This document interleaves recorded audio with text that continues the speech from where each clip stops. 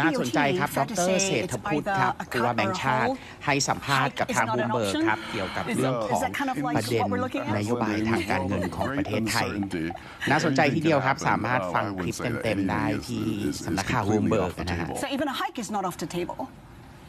Suppose there's a scenario where all of a sudden we get another, Russia-Ukraine type situation and commodity prices spike and it causes inflation to become entrenched and inflation expectations to become unanchored, then obviously I think, any kind of reasonable central bank would have to take some measures to address that.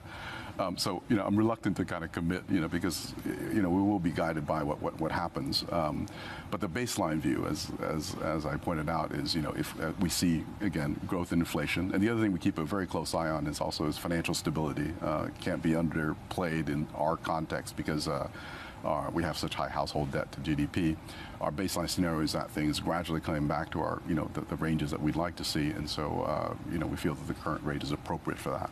Governor, you've been under a lot of pressure from the government to cut rates. In fact, the government has now suggested that perhaps you should revise up the inflation target, and some suggest perhaps that's a way to open up the option for you to cutting rates. I mean, what do you make of that suggestion from the government? I can't speak to the motivation behind it because you'll have to ask the finance minister for that.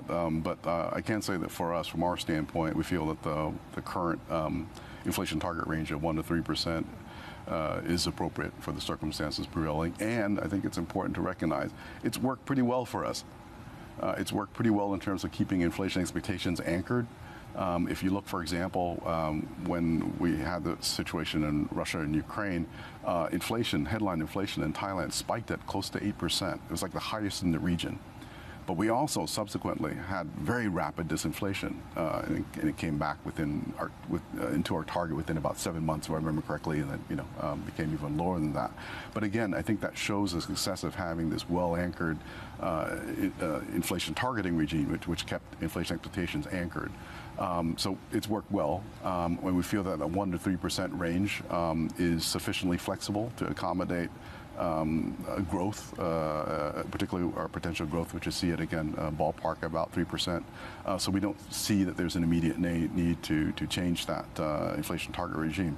That change, the inflation target is something that we agree and discuss with the Ministry of Finance. So it's something that is a joint decision, and we'll be doing that, having that discussion beginning in August and coming into September, October this year. What are some potential ramifications, implications of raising that inflation target that may not have been considered by the government? Well, one thing I think, Aslinda, is you raise the inflation target range. One, it increases the risk that inflation expectations become unanchored.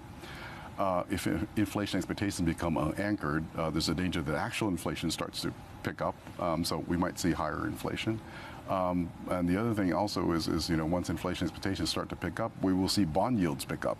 So borrowing costs for the government, for the country as a whole, could also increase. So again, that's another reason why we feel that the 1 to 3% range, based upon all available data right now, seems to be an appropriate range. But again, this is something that we have to discuss with the Ministry of Finance.